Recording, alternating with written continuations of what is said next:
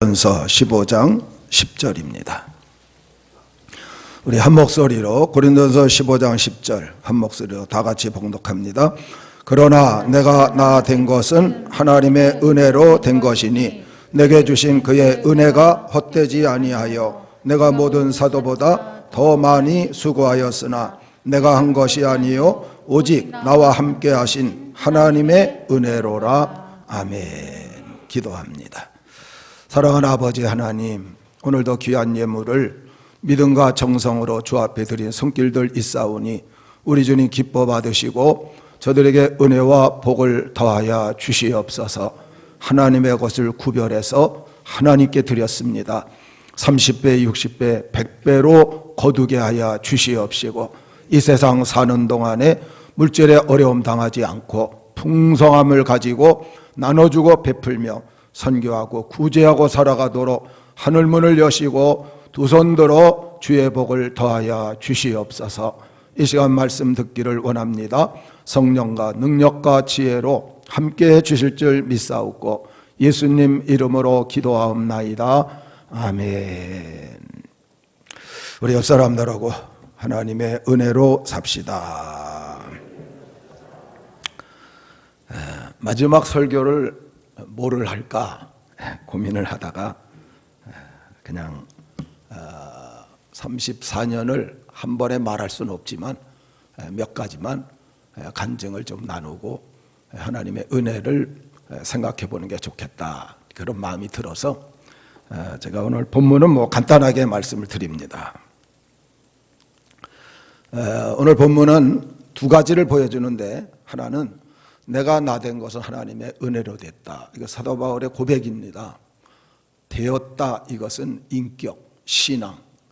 그래서 복음의 해방자, 복음의 박해자, 복음의 이 폭행자였던 사도 사울이 바울로 변화된, 그래서 인격도 그가 갖게 된 신앙도 바울이라는 사람 자체, 나의 나 된 것, 바울이라는 이 사람 자체로 이렇게 진행된 것은 하나님의 은혜로 되었다.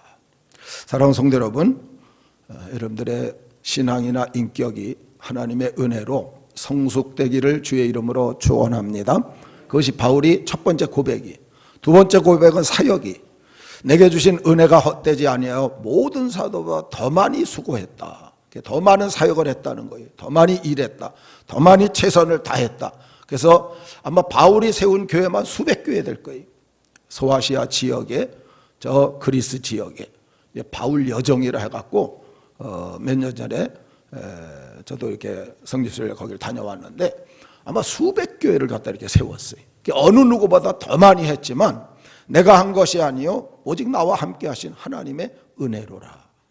그래서 인격적인 면의 변화, 나의 나 된 것, 이것도 하나님 은혜고, 그리고 사역적인 면의 모든 한 일도 다 하나님의 은혜라고 고백을 하는데, 제가 우리 예식을 갖다 할 때도 이 성경을 읽었어요. 이 성경 읽다가 더 많이 수고하였으나 그거는 조금 걸려서 제가 뺐었습니다. 오늘은 본문이기 때문에 그냥 집어넣고, 지나고 나서 보니까 바울이 왜 이 말을 했는지 알겠어요. 그냥 개척할 때 막 뛸 때는 이게 잘 느껴지질 않았는데 다 지나고 이제 손 띈다 하니까 이야, 진짜 하나님의 은혜로구나. 내가 나 된 것, 여기까지 온 것도 하나님의 은혜고, 또 교회 이렇게 사역 진행한 것도 참 하나님의 은혜였구나. 할렐루야. 그게 너무너무 느껴지는 거예요. 그래서 오늘은 하나님의 은혜에 대한 내용만, 제가 교회를 하면서 겪었던 그런 내용들을 좀 말씀을 드립니다. 은혜라는 건 카리스라 그리, 하나님이 거저주는 선물이. 그래서 구원도 하나님의 은혜인 줄 믿습니다. 그러나 구원만 은혜가 아니에요. 우리 생활 전반의 모든 게 하나님의 은혜로 사는 거지. 개척하면서 진행하면 정말 어려운 과정들을 수없이 겪습니다. 근데 그걸 다 지나고 나서 보면 참 하나님의 은혜예요. 여러분 개척뿐만이 아니고 여러분들의 인생도 하나님의 은혜로 사시기를 바랍니다. 여러분들 사업도 은혜로 하시기 바랍니다. 직장도 은혜로 다니시기 바랍니다. 여러분들 가정, 자녀 은혜로 키우시기를 바랍니다. 이게 하나님의 은혜로 다 진행하면 나중에 지나고 나서 되돌아보게 되면 감사하고 기쁘고 행복하고, 여러분들 인생이 이런 하나님의 은혜로 진행되어서 정말 나중에 하나님 앞에 행복한 모습으로 마무리 잘 짓는 우리 모든 성도들 되시기를 주의 이름으로 축원합니다.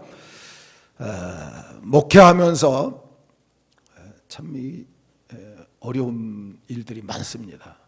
그래서 어떤 분이 이걸 이렇게 썼어요. 스트레스 받는 세 가지 보가 있다. 보라는 것이 기둥보자 혹은 대들보 혹은 뭐 수로 이렇게 할 때 거기다 보를 쌓고 중요하다는 거지요. 그래서 목회하면서 최고로 중요하게 스트레스 받는 세 가지 보가 있대. 첫 번째가 연보래. 헌금. 이제 교회가 어느 정도 이제 자립을 하니까 괜찮습니다. 근데 개척을 할 때 교인들 뭐 5명, 6명 나올 때 헌금 나오는 거 보면 참 어렵지요. 그래서 운영하기도 힘들고, 좀 많이 나오면 운영하기 좋고. 저희 교회 최영자 권사님이 처음 교회 나왔어요. 우리 교회 나와서 이제 누가 전도해서 나와서 예수 믿으려고 하는데, 그때 이제 지하에 있을 때 나오셨는데 교인 몇 명 안 되니까 우리는 항상 개척할 때부터 뒤에 헌금통을 놨거든요. 근데 이 헌금바구니를 갖고 들어올 때 초신자니까 딱 보는데 봉투가 한두 개밖에 없으면 이번 주에 목사님 좀 굶지 않으실까 이렇게 염려를 하고, 봉투가 한 10여 개 이렇게 있으면 이번 주는 목사님 풍성하게 사시겠구나. 그분은 이 헌금 목사님이 다 쓰는 줄 알았대. 그래서 조금 나오면 그 주에 굶고 좀 많이 나오면 잘 쓰시겠다 이렇게 생각을 했었다고. 지금 권사님이 되셔서 하나님을 이렇게 잘 섬기는데, 어쨌든 그런 어려운 과정을 겪을 때도 하나님의 은혜로 사는 줄 믿습니다. 은혜로 사는. 두 번째가 주보래요. 주보에 하게 되면 그냥 잠깐 교정을 잘 봐갖고 오탄한 거, 또 빠진 글자, 아주 은사가 있는 분이 있어요. 사명감 갖고 찾아내서 지적을 갖다 하고, 이런 모습이 있는데 이게 안 틀리는 날이 1년에 몇 번 없습니다. 그러다 보니까 항상 목사님들이 개척할 때 혼자 다 해야 돼. 조심할 수밖에 없지. 세 번째 여보래. 옆에서 우리 집사람이 도와주고 협력해주고 또 같이 애를 쓰고, 그래서 교회가 진행되지만 또 목회자를 잘잘못을 갖다 지적해 주는 건 여보밖에 없거든요. 그래서 강대영 선교사님은 설교하면서 그러더라고요. 이 세상에서 내가 제일 무서워하는 사람이 우리 집사람입니다. 이러고 소개를 하는 그런 모습도 봤어요. 그러나 지나고 나서 보면 이 모든 것들도 은혜로 잘 이겨나가는 줄 믿습니다. 오늘은 제가 처음부터 끝까지 하나님의 은혜만 강조하게 되어집니다. 근데 실제적으로 목회하면서 참 목사님들 어려운 게 뭐냐 하니까 첫 번째가 설교예요. 참 이 설교하는 것이 처음 34년을 하면 이제는 좀 편안히 할 것 같은데 하니 토요일만 되면 스트레스 받고, 어제도 임직식이 있어서 갔어요. 원래 제가 성도 권면이었었는데 김영근 목사님 몸이 아파서 못 온다고, 그 다음에 원로가 저밖에 없어요. 그래서 바꿔져 갖고 축도하십시오. 그래서 제가 원로가 돼 갖고 이제는 다른 거 다 빼놓고 이제 축도하는 그런 자리까지 이렇게 되어졌는데, 거기 목사님들이 모였는데 저한테 묻는 거예요. 기분이 어떠십니까? 내일까지 교회 나오기 때문에 아직은 잘 못 느낍니다. 그래도 뭔가 있지 않겠습니까? 그래서 제가 그랬어요. 토요일 날이 이렇게 자유로운 줄 몰랐다고. 항상 토요일이면 주일 설교 준비 때문에 밤 뭐 어떤 때는 10시, 12시까지 그냥 애를 쓰면서 거기다가 힘을 들였었는데 준비 안 해도 되니까 토요일 날 얼마나 자유로운지 제가 그 얘기를 했어요. 제 친구 뭐 이름 대도 될 것 같아요. 분당에서 하고 있는 김정석 목사님이라고. 지금은 안 그렇습니다. 옛날에 설교하고 주일날 다 끝나고 저녁 때 집에 갔는데 가족이 모였어요. 딸이 둘이에요. 그래서 사모님이 그러더래. 여보, 나 딴 교회 가고 싶어. 그래서 목사님 왜 그러냐 그랬더니 당신 설교 은혜가 안 돼. 은혜대로 교회 좀 가봤으면 좋겠어 이러더라는 거예요. 그런데 딸 둘이 있다가 엄마 우리도 데리고 가. 그래서 이 목사님이 주일날 그 다음 주부터 오후 예배 끝나고 집에 못 들어가요. 목양실에서 밤 12시까지 있다가 저녁 굶는 거예요. 그리고 다 잠들며 들어가서 자고 월요일날 새벽 예배 드리자마자 차 끌고 설악산 가고 혼자 등강하네. 지금은 잘합니다. 지금 잘해서 뭐 많은 사회 활동도 하시고 열심히 이렇게 잘하시는데 쉽지 않은 거라 그 소리. 또 한 가지가 이제 새벽 기도죠. 제가 7년 전쯤이에요. 그때는 본당에서 겨울이고 여름이고 다 새벽 예배를 드렸어요. 그래서 와서 불을 켜고 기다리는데 아무도 안 오는 거예요.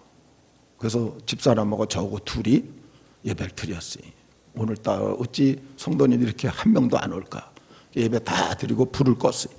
그리고 한창 기도하고 있는데 밖에서 웅성웅성 하는 거예요. 그래서 뭔가 봤더니 성도들이 들어오는 거예요. 그래서 불을 켜고 봤더니 우리가 둘이서 1시간 일찍 나와서 4시에 새벽 예배를 드리고 기도하다가 불 끄고 있다가 그 다음에 성도들이 오는 바람에 5시에 다시 불 켜고 그날 설교 2번, 예배 2번. 이 새벽 예배라는 게 어떻게 둘이서 똑같이 내신 줄 몰랐는지 모르겠어요. 안 드린 것보다 훨씬 낫습니다. 우리 집사님 한 분이 그랬어요.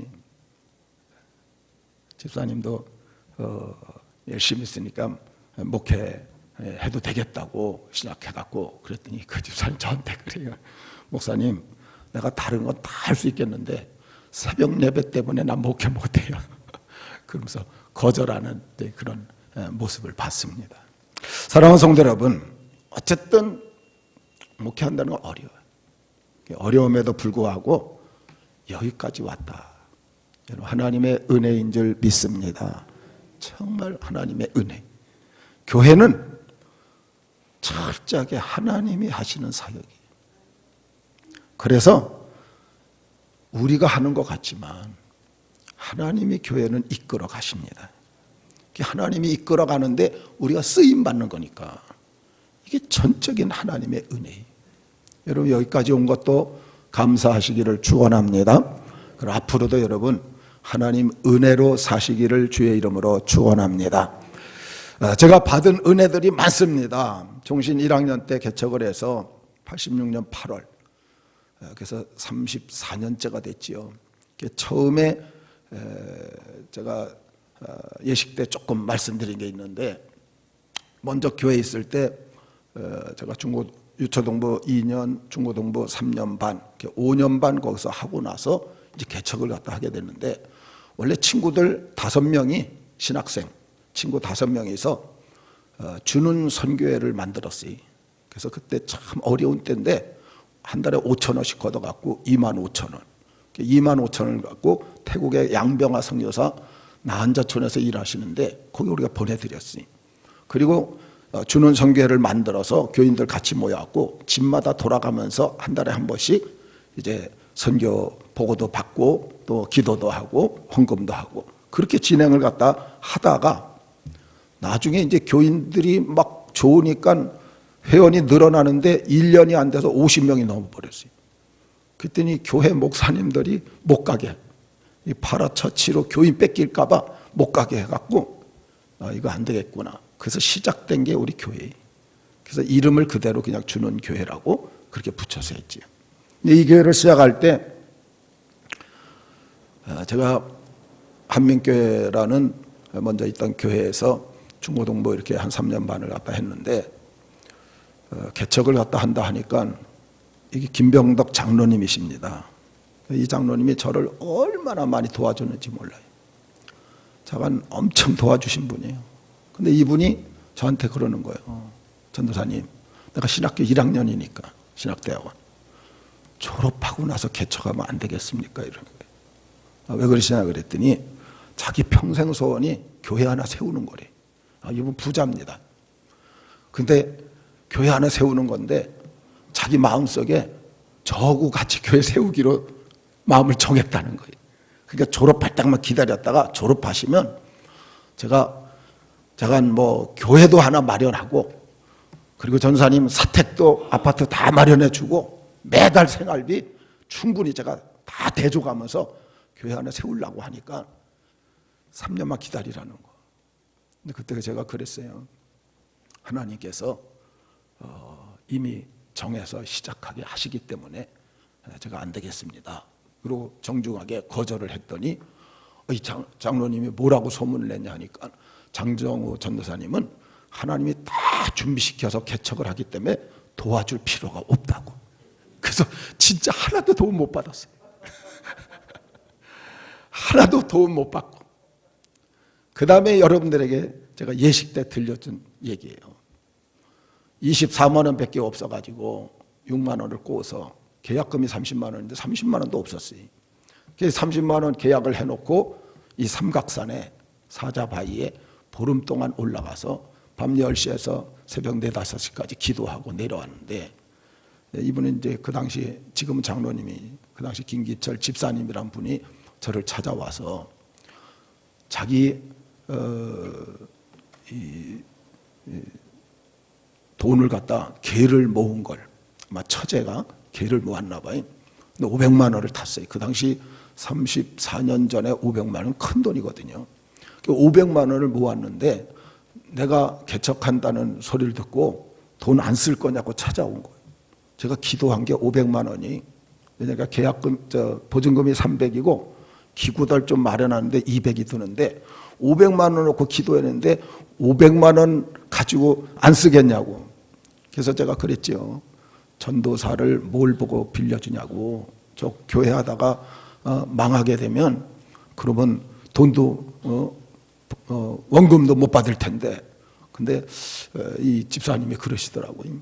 어쨌든 전도사님은 하면 절대 망하지 않고 잘 되리라고 믿으니까 쓰시라고. 그래서 500만 원 갖고 이부이자를 내면서 시작된, 어떻게 바라보면 24만 원으로 시작된 게 우리 준흥교회. 여기까지 왔으니까 하나님의 은혜인 줄 믿습니다. 여기까지 왔으니까 하나님의 은혜죠. 어쨌든 맨 땅에 헤딩을 하면서 그렇게 시작을 했어요. 그래서 여기 1001 안경점에서 저 50m 도로 나가는 그쪽으로 가다 보면 감자탕집 있어요. 그 2층 25평 거기를 얻어서 우리가 시작을 했고, 어쨌든 거기서 그냥 또 도둑을 맞아서 집은 장 하나 놓고 우리 4식구 누우면 꽉 차기 때문에 그런 조그만 집에서 살았기 때문에 책을 갖다가 교회에다 놨더니 여름에 누가 그냥 또 그 문을 따고 들어와서 책을 몇백만 원어치 다 훔쳐갖고 가버리는 이런 일도 있었고, 어쨌든 그렇게 시작된 게 바로 우리 준흥교회입니다. 한 개척 예배를 드릴 때 이제 사람들이 와서 헌금을 해준 걸 갖고 2달 쓰니까 똑 떨어진 거예요. 돈이 하나도 없어요.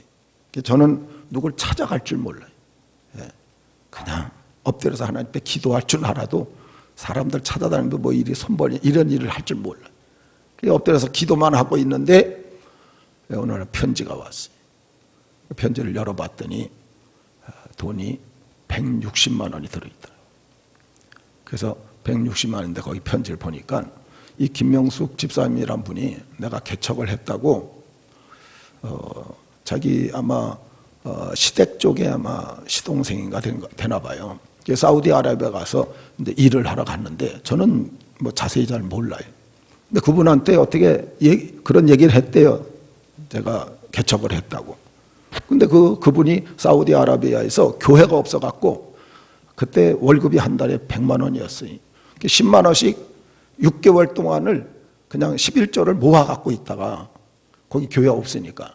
그래서 이 10만 원씩 60만 원 하고 제가 개척했다는 소리를 듣고 이분이 100만 원을 얹어서 160만 원을 보낸 거예요. 전 그분하고 안면도 별로 없어요.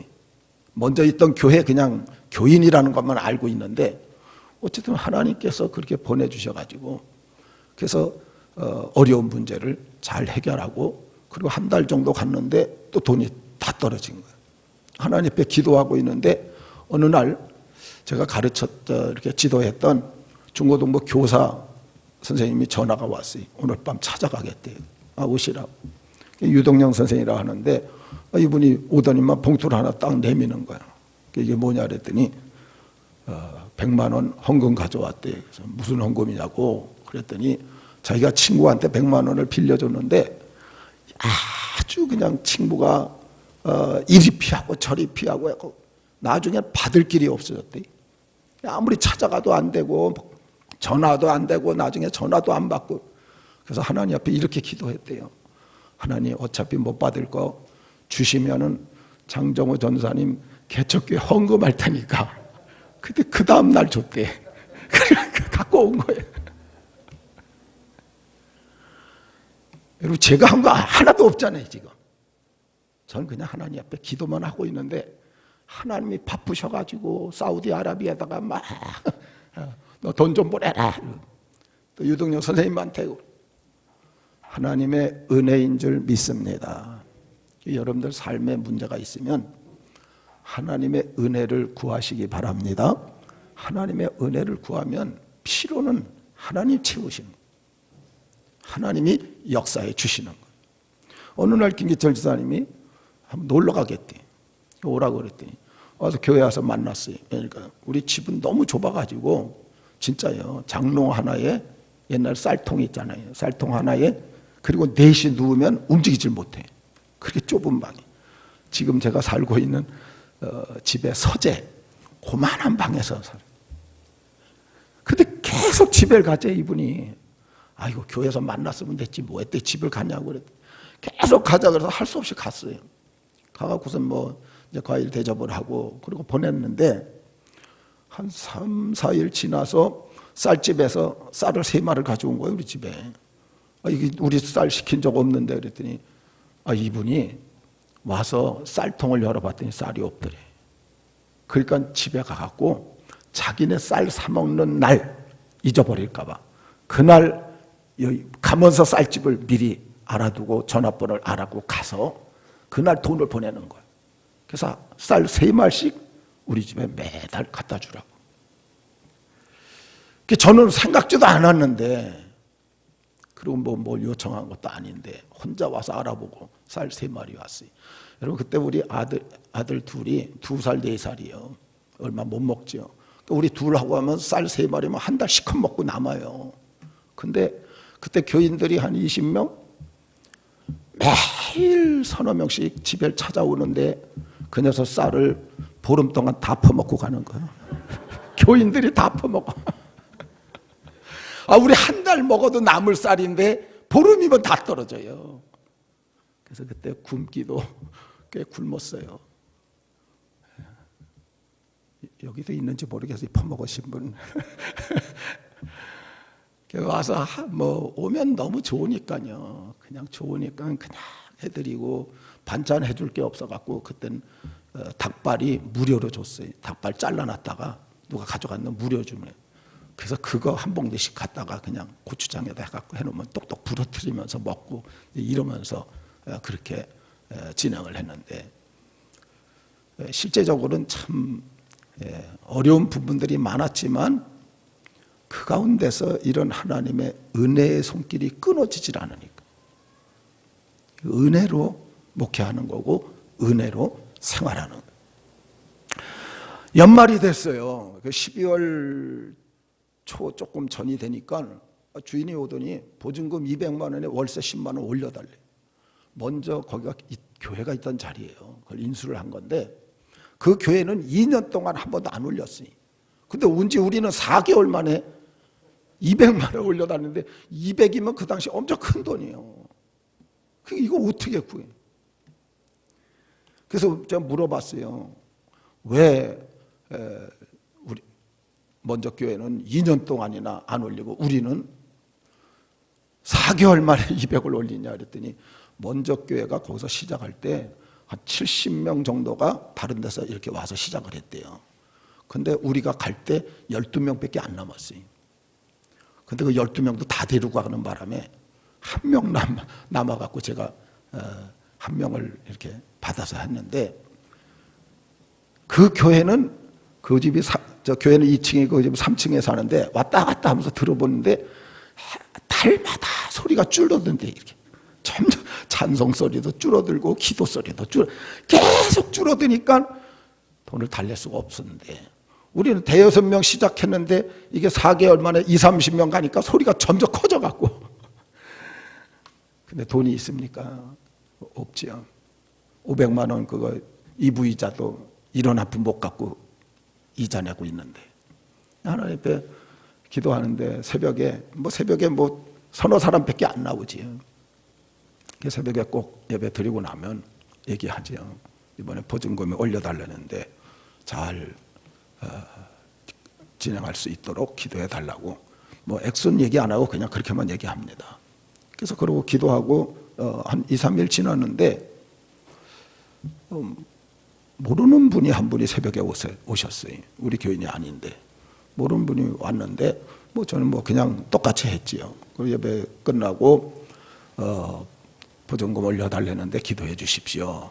이러고서 이제 그냥 불 끄고 예배 후에 기도하는데 보통 5시 반에 하게 되면 6시나 6시 반 되면 우리 교인들 다 가지요. 1시간 정도. 왜 직장도 가야 되니까. 그러면 제가 거의 한 6시 반 좀 넘어서 1시간 이상 좀 기도하다가 이제 집에 가는데 그날따라 뒤에서 인기척이 나는데 6시 반이 돼도 안 가는 거예요.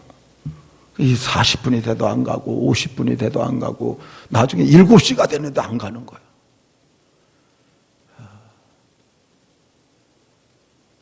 목회자 기도시키는 것도 여러 가지 방법이 있는데 저는 끝나고 나서 제가 문 잠그고 가야 되니까 못 가지. 그래서 7시에 일어나서 이렇게 일어나 봤더니 기도도 안 하고 뒤에서 그냥 그분이 앉아 있는 거예요. 모르는 분이. 그래서 왜 안 가십니까? 그랬더니 잠깐 물어볼 게 있어서 안 가고 있다고. 그래서 가서 뭘 물어보시냐 그랬더니 보증금 얼마 올려달라고 그랬어요. 모르는 분인데 처음 다른 교회에서 우리 교회 새벽교회도 오신 분인데 그래서 200만 원입니다. 그랬더니 그거 제가 드릴게요. 알지도 못하는 분이.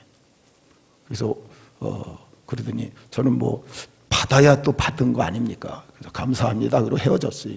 근데 이틀 후에 200만 원을 갖고 왔어요.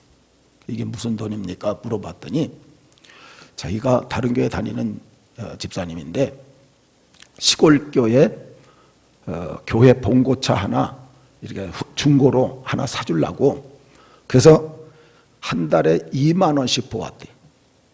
통장 하나 만들고 2만 원씩 계속 입금하다가 이번 달에 196만 원까지 됐다는 거야.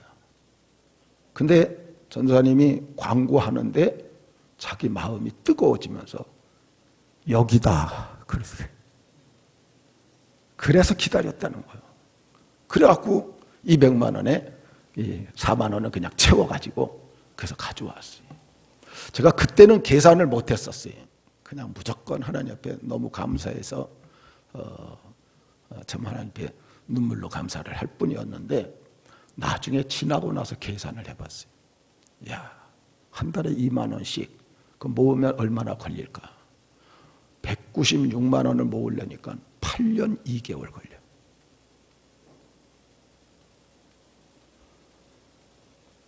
제가 어떤 마음이 들었냐 하니까 야, 우리 교회 200만 원 올라갈 걸 하나님이 아시고 8년 전부터 준비하셨다는 거예요.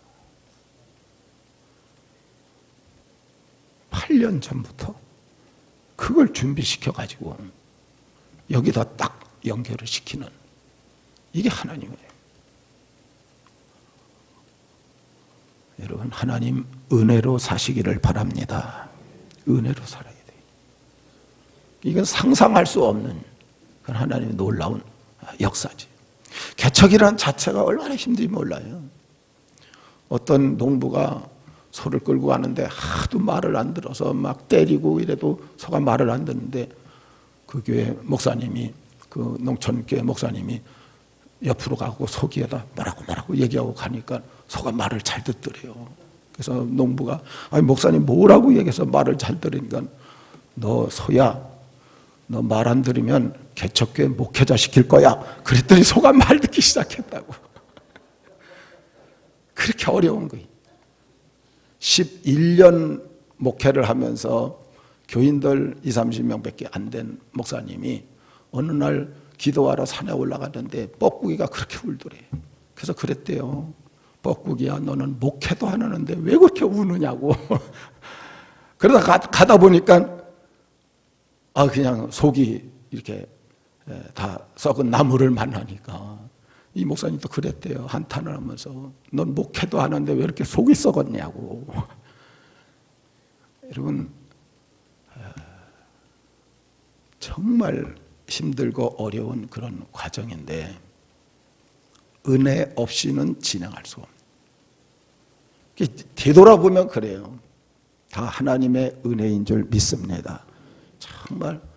그래서 바울이 지금 왜 이런 말을 쓰는지 제가 이제 와서 끝맺음하면서 그것을 느끼게 되어지는 거지. 이게 이제 첫 번째 교회고, 이게 두 번째. 여기는 저 독산 초등학교 그 밑에 있었는데 건축을 할 때 우리가 전도를 뭐 초창기에는 그냥 며칠 동안 아침부터 저녁 때까지 돌아다녔어요. 보통 일주일에 한 3-4일은 매일 나와서 아침부터 저녁까지 전도하러 다니는 거예요. 이 옆을 지나는데 여기 땅을 파고 하는데 얼마나 물이 많이 나오는지, 저 이 산꼭대기부터 그 골짜기 물이 너무 많아서 양수길 2대를 댔는데 물을 다 못 퍼내서 내가 지나가면서 그랬어요. 야, 여기 건물 지으면 저 지하는 엄청 물 나올 텐데 누가 고생하겠다 했는데 내가 거길 들어간 거야. 여러분, 물이 얼마나 나온지 아세요? 새벽에 나오면 피아노가 이쪽에 있었어요. 바닥에. 피아노 밑으로 물이 흘러서 바가지로 퍼낼 정도예요. 그래서 항상 세숫대하고 바가지를 들고 와서 물을 풉니다. 매일. 그리고 바닥은 전체가 다 물을 뿌려놓은 것 같아요. 새벽마다 나오고. 그럼 어떻게 해요? 대충 닦고 그냥 예배를 드려요. 주일날은 안 되니까. 그래서 토요일날 일주일 내내 신문지 모아가지고 주일 새벽에 오면 전 바닥을, 37평인데 전 바닥을 신문지를 다 깔아야 돼요. 그리고 나서 걷어내야만 주일날 예배를 드릴 수가 있어요. 항상 습기가 차 있고 말도 못하죠. 근데 그때는 그냥 개척한다 해갖고 거기서 막 40일씩 막 잠자면서 기도하고 막 그런 걸 몇 번씩 하고. 나중에 그때 몰랐어요. 여름 감기가 오는데 7월, 8월 2달 동안 그것도 속기침, 피가 나올 정도의 기침이 나오는데 왜 그런지 몰랐어요. 그걸 한 3년을 그랬어요. 여름만 되면 그러는 거예요. 2달씩. 근데 나중에 엑스레이를 갖다 찍어봤더니 의사가 그러더라고요. 위에 검은 게 있대. 옛날에 결핵을 앓으셨네 이러더라고요. 난 결핵 앓은 거 모르거든요. 또 밑에 검은 게 있어요. 늑막도 앓으셨네. 전 잘 모르겠는데 이건 자연 치유된 겁니다 이러더라고요. 근데 그때 내가 여러분, 결핵으로 난 죽는 사람 봤거든요. 또 늑막 이거 터지게 되면 죽고요. 하나님의 은혜로 치료해 주신 줄 믿습니다. 안 믿는 의사가 볼 땐 자연 치유지만 개척을 하고 있는 목사를 하나님 모시고 불쌍히 여기셨어요. 그냥 나도 모르게 기침만 했는데 그냥 치료를 해주신 거예요. 안 그랬으면 지금 여러분들 보지도 못했을 거예요. 여기서 참 눈물겨운 일들이 좀 많았는데 재미난 일 한 가지는 뭐냐니까 우리 교회 정문에서 지하에서 올라와서 정문으로 딱 보면 맞은편에 보살집이요. 요거 한 2m, 3m 밖에 안 되는데 문 딱 넣어서 보살집이요. 보살은 문 열면 교회요. 그래서 아이고 하나님 은혜 받고 나가면서 보살집 보니까 이게 도저히 은혜 떨어져서 안 돼서 기도를 막 했어요. 근데 어느 날 한 3개월 지났는데 보살이 날 찾아왔어요. 그러더니 나한테 그러는 거예요. 목사님 왜 그러냐. 교회 다른데 이전하십시오. 아, 교회를 어떻게 이전합니까? 그랬더니 내가 먼저 여기 왔습니다. 거기가 먼저 있었어요. 내가 먼저 자리를 차지했는데 교회가 들어왔으니 나중 들어왔으니까 교회가 나가야 된다 이거예요. 세상에 그런 법이 어디 있냐고. 그랬더니 이렇게 말하는 거예요. 교회 전에는 사람들이 찾아와갖고 한 달에 120만 원씩 벌었대. 교회 오고 나서는 사람들이 안 와갖고 30만 원씩 벌고 있대. 그게 교회 때문이니까 교회가 나가야 된다고. 결국 보살이 쫓겨난 줄 믿습니다. 알아서 스스로 보살이 물러나갔고. 어쨌든 그때마다 하나님께서 은혜로 인도해 주셨어요. 그리고 나서 거기서 우리 여기 수정교회라고 지금 있는 그 건물을 우리가 건축을 한 거지. 참 뭐 이야기 다 하면 뭐 말할 수가 없을 정도로. 어쨌든 그 건물 지을 때도 허가를 받으려고 딱 구청에 갔더니 허가를 안 해준대. 왜 그랬냐 했더니 동네 사람들 40명이 그때는 금천구가 없었어요. 구로구에 합했는데 구로구청에 피켓 들고 프랭카드 걸고 여기 허가 내주지 말라고 데모를 했대. 그래서 아무리 해도 허가가 안 나와요. 근데 어느 날 허가증이 딱 온 거예요. 놀래가지고 이게 어떻게 된 건가 알아봤더니 건축과장이 동네 사람한테 안 해준다고 했는데 그 직원이, 이 사무 보는 직원이 보니까 동네 사람들이 괘씸하더래. 아무 잘못이 없는데 막으니까 이분이 믿는 분이 아니에요. 안 믿는 분인데도 서대문 구청으로 전근 가면서 도장을 딱 찍어놓고 편지 붙여놓고 가버린 거예요. 직원이, 난 그 직원이 누군지도 몰라. 찾아가 본 적도 없고 구청 한 번 안 가봤어요. 여러분 하나님의 은혜인 줄 믿습니다. 그 믿지도 않은 사람 감동을 시켜가지고 그냥 딱 찍어서 그냥 편지 붙여놓고 그리고 가버렸다니까. 그래서 교회를 갖다 이렇게 짓는데 어쨌든 지어놓고도 한 2년 못 들어갔어요. 사람들이 하도 반대를 해서. 근데 어쨌든 2년 만에 이제 들어가서 교회를 잘 이렇게 진행했고, 그때 제가 이제 빚을 거의 갚고 이제 안식년 하는 그런 시간이 좀 있었습니다. 그래서 빚을 다 갚고 너무 이제 힘들고 하니까 나 안식년 좀 달라고. 대신 교회는 돈이 1원 한 푼 없었어요. 플러스 마이너스 딱 떨어지고 빚이 한 1억 정도 남았을 거예요. 그때 2,800만 원을 갖고 시작해서 8억 5천짜리를 한 거예요. 그리고 빚이 나중에 1억밖에 안 남았으니까 다 갚은 거랑 마찬가지죠. 그래서 제가 뭐 교회 돈은 없고 그냥 가겠다 그랬더니 시간만 허락해 달라고 했더니 장로님들이 허락을 해줬어요. 그래서 영국에 가서 1년 동안 이렇게 이제 쉬게 됐는데, 그때 이제 장로님들, 집사님들이 이런 얘기를 했어요. 이제 빚도 다 갚고 교회 할 만한데 왜 가시려고 하느냐고. 그래서 제가 그랬어요. 빚 거의 갚았기 때문에 내년엔 하나님 우리에게 복 주십니다. 복 줄 때 갔다 와야 교회 문제가 없어요. 이거 다 끝나고 복 다 끝나고 가게 되면 더 어렵습니다. 그래서 갔어요. 여러분 그 해에 저 돈 하나도 안 받기로 하고 제가 갖고 있던 집을 뺐더니 2,500만 원이 나와서 그 돈 들고 갔어요. 그거 갖고 쓰려고. 갔는데 1월 첫 주부터, 1월 첫 달부터 하나님께서 교회 복을 주시는데 막 11조를 어떤 분이 300만 원, 500만 원, 700만 원 막 이렇게 하는 거예요. 그러니까 안 받기로 하고 갔는데 당회에서 130만 원을 정해갖고 보내주더라고요.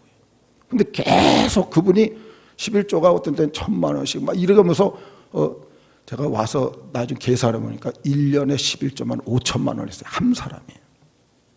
그리고 5억을 번 거지.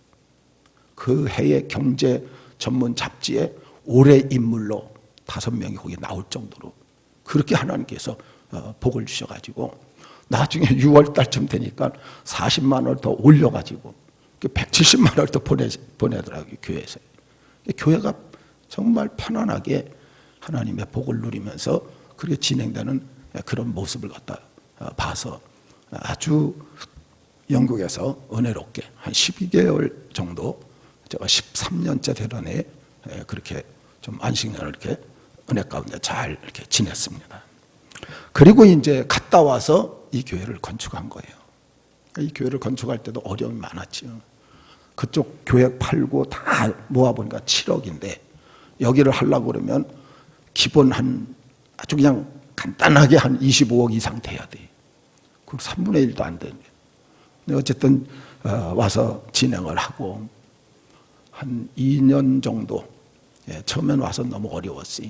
그래서 2년 정도 저도 사례비 다 내놓고 또 어떤 한 분이 매달 또 100만 원씩 이렇게 내놓고 이래서 2년 되니까 플러스 마이너스 이렇게 제로가 되더라고요. 그래서 그것 때문에 교회가 잘 진행돼서 오늘 여기까지 이렇게 오게 됐습니다. 지나고 나서 보면 그래요. 여러분 다 하나님의 은혜인 줄 믿습니다. 지금도 우리 교회 한 12억 정도 있어요. 근데 걱정하는 교인들이 눈꼽만치도 없어요. 아무도 걱정을 안 해요. 하나님이 알아서 하실 줄 믿습니다. 여기 와서 사실은 그래요. 이 4층 건물 지었어요. 그래서 한 18억 4천 이렇게 빚이 있었는데 어쨌든 갚고 하고 나서 5층 올리고 뒷집 사고 사택 사고 우리 부교역자들 또 다 이렇게 전세금 마련해주고 건물 말고 이 본 건물 말고 따로 한 것만도 내가 이렇게 계산해 보니까 한 30억이 넘더라. 뭐 빚은 조금 남아 있지만 오히려 더 풍성하게. 그래서 하나님께서 정말 어려운 가운데서도 지나고 나서 이렇게 되돌아보면 은혜로 인도해 주셨다는 것을 고백하지 않을 수 없더라고요. 저는 사람을 찾아다니지 못하는 좀 뭐랄까 고지식해요. 우리 강대영 선교사님이 저한테 그 한민교회 그 장로님들 좀 찾아다니면 그 전도사님은 그냥 그 장로님들이 좋아서 막 해줄 텐데 왜 그렇게 그냥 고지식하게 안 찾아다니냐고. 아니 찾아다닐 사람 많았어요. 한 번도 찾아다닌 적은 없어요. 이 건물 할 때도 시작을 할 때 은행에서 이렇게 대출을 받아야 되는데 건물 짓고 나서 대출 받아야 이제 나눠주는데 못 받으면 부도 납니다. 근데 은행에서 300만 원짜리 연말 정산을 2개를 좀 끊어달래요. 근데 우리 교회 나오지도 않았고 헌금도 안 했는데 물론 그때만 해도 조사가 없었어요. 그냥 종이 2장 해갖고 주면 끝나요. 양심의 가책에 대해서 못 해주겠다. 대신 현찰로 300이면 10%씩 받아도 30만 원씩이니까 내 돈으로 60만 원 줄 테니까 이런 거 끊어달라고 하지 말라고. 그리고 거절을 했어요. 사실 괘씸죄에 걸리면 그쪽에서 안 해주면 우리 교회 부도납니다. 근데 한 일주일 지났는데 그분들이 거기 지점장하고 그 다음에 과장하고 대리하고 3사람이 찾아왔어요. 만나자고. 만났더니 과장이 일어나더니 90도로 저한테 허리를 굽히면서 제가 몹쓸 짓을 했습니다. 용서하십시오. 그러더라고요. 그래서 얘기를 들어봤더니 어느 교회든지 죄송합니다. 그 뭐 15억, 20억 빚을 내는데 300만 원짜리 2개 끊어달라고 하면 안 끊어주는 데가 없다는 거예요. 근데 우리만 안 끊어줬대. 이 사람들 3사람이 다 예수 믿는 사람이 아니. 다 예수를 안 믿는데 이 사람들이 이렇게 그랬대요. 지금도 이런 목사가 있느냐. 우리가 도와주자. 그래서 왔다는 거예요. 그래서 나중에 원래 여기 이제 조사를 평가를 갖다 내리면 그 평가의 70% 그렇게 해갖고 그 70%에 또 70%를 잘라갖고 돈을 내주는 거예요. 근데 그러면 돈이 많이 모자라요. 그러니까 이 사람들이 평가하는 사람들한테 90%로 올려달라고. 90%에서 70%를 자르니까 한 2, 3억이 더 올라가는 거예요. 그렇게 해줘갖고 교회가 진행돼요. 우리가 하는 게 아니고 하나님이 하시는 일인 줄 믿습니다. 하나님이 하시니까 이걸 하나님의 은혜라고 고백할 수밖에 없어요. 그 다음에 우리 이제 박복규 목사님은 간경화증으로 사형선고를 받았는데 새벽마다 40일 작정 기도하다가 17일 만에 깨끗이 났어요. 그래서 그 부모님들이 알아요. 자기 아들 죽는다고 했는데 살아나니까 강원도에 계시는데 거기서 교회를 나갔다니까. 여기 아들이 살아나는 걸 보고. 그 옆집에 김현임 집사님은 산후조리증으로 전신관절염. 그래서 성경책도 못 들었어요. 이 박복규 집사님 그렇게 고침받는 거 보고 자기도 40일 새벽 작정하겠다고 했는데 20일 만에 이분도 깨끗이 나갔고 건강하게. 그렇게 핍박하던 남편이 그 다음 주에 교회 같이 너 보니까 하나님 살아계신 것 같다고 교회를 갔다 함께 나오는 일이 벌어졌어요. 이순옥 성도님은 새신자인데 허리하고 무릎이 그렇게 아파갖고 근데 새벽기도 총징문 할 때 요 자리에 앉았어요. 저는 모르고 가서 그냥 쭉 안수기도하고 갔는데 이분이 나중에 간증을 하는 거예요. 탁 얹었는데 막 2만 5천 볼트 갔던 그냥 전기가 앉아있는데 머리에서부터 그냥 밑으로 쫙 흘러내려가더래요. 쫙 흘러내려가는데 그렇게 그냥 허리가 시원해지더래요. 근데 원래 새벽에 일어나려고 그러면 굴러가지고 엎드려만 일어났어요. 손 짚고. 그래서 그 다음날 벌떡 일어나는데 무릎은 아프더니 그래서 서서 받을 걸 괜히 앉았다가 이게 일로 쑥 흘러내려가는 바람에 허리만 났다고 그렇게 이제 간증하는 그런 모습을 봤어요. 조정래 집사님은 딸네 집에 여기 잠깐 몇 개월 오셨던 분이 아기 봐주러 허리 무릎 이런 게 아파갖고 이분도 작정기도 하면서 하다가 이제 이게 났는데 이분은 글을 못 읽어요.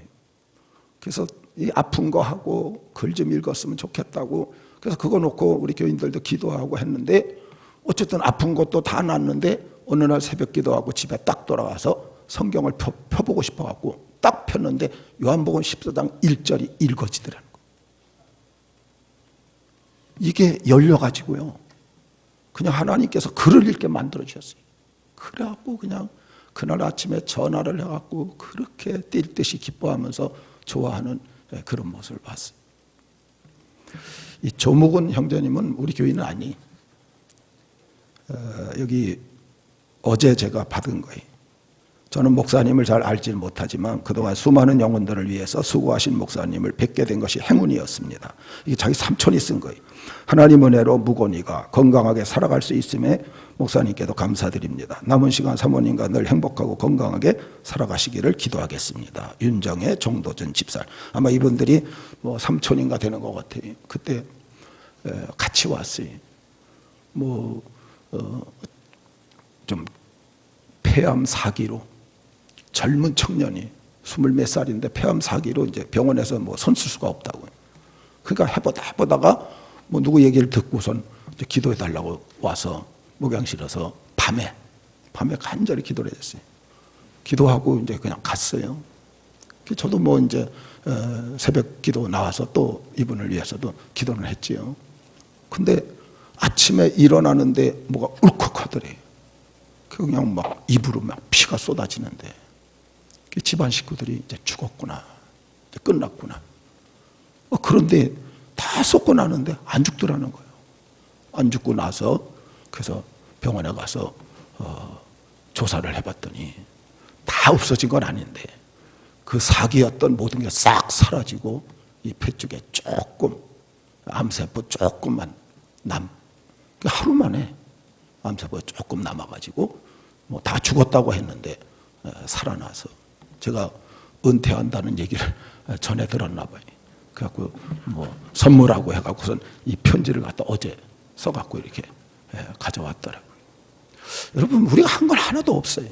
뭐 저희 교회에서 뭐 난소의 혹도 없어지고 조겸, 감기, 몸살, 하열, 허리, 무릎 통증, 자궁의 혹, 머리 아프고 붉은 반점, 피부병, 통풍, 뭐 등의 담결, 여러 가지들이 하나님께서 치료해 주는데, 이거는 진짜 그냥 우리는 기도하는 것뿐이고 하나님이 치료하신 줄 믿습니다.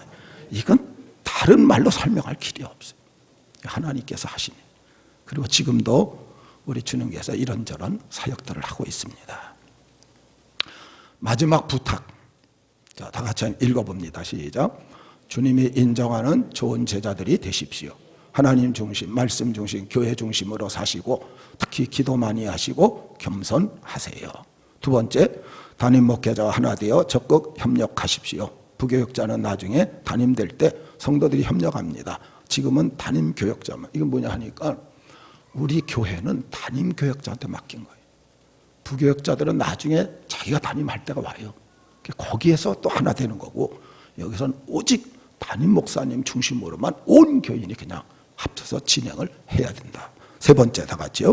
교회 봉사는 서로 먼저 나서서 실천하십시오. 몸과 물질과 재능과 시간으로 헌신하십시오. 그래서 주님이 인정하는 이거 하나님과 관계. 두 번째, 담임 목회자, 이거 목회자의 관계. 세 번째, 교회 봉사, 이 교회 관계. 이것만 잘 하십시오. 청산의 어느 섬에 등대교회라고 있는데 이분이 22년 거기서 목회를 했어요. 처음 갔을 때 17, 18명의 어른들, 노인들만 있었어요. 그런데 나중에 몇 명 남았어요? 2명 남았어요. 그래서 어떤 사람이 얘기합니다. 그만두고 싶을 적 없었냐? 많았지요. 근데 왜 그만 못 뒀어요? 자기가 섬을 떠나서 이틀 밤만 자도 교인들이 철야한대. 우리 목사님 떠나지 않게 해달라고 와서 철야 기도를 한대. 금식 기도라. 며칠 전에도 이틀 자고 갔더니 부둣가에서 권사님 한 분이 기다리고 있더래. 들어갔다 나왔다. 그 목사님 배에서 내리니까 와서 붙들고 엉엉대고 울더라니. 근데 이분들이 뭐라 그런지 아냐? 나 죽으면 장례 치러주고 가십시오. 그래서 지금 2명 남았기 때문에 2명만 장례 치르면 이제 섬 떠날 거라. 여러분, 한두 명이 있다고 해서 그 목회가 실패입니까? 아니에요. 얼마나 사랑의 마음을 가지고 그 일을 진행했는가, 이게 중요한 거지. 하나님 은혜에 감사하시고 앞으로 우리 김주모 목사님하고 열심히 협력하셔서 많은 영혼들 구원하시고 하나님께 영광 돌 수 있기를 주의 이름으로 축원합니다.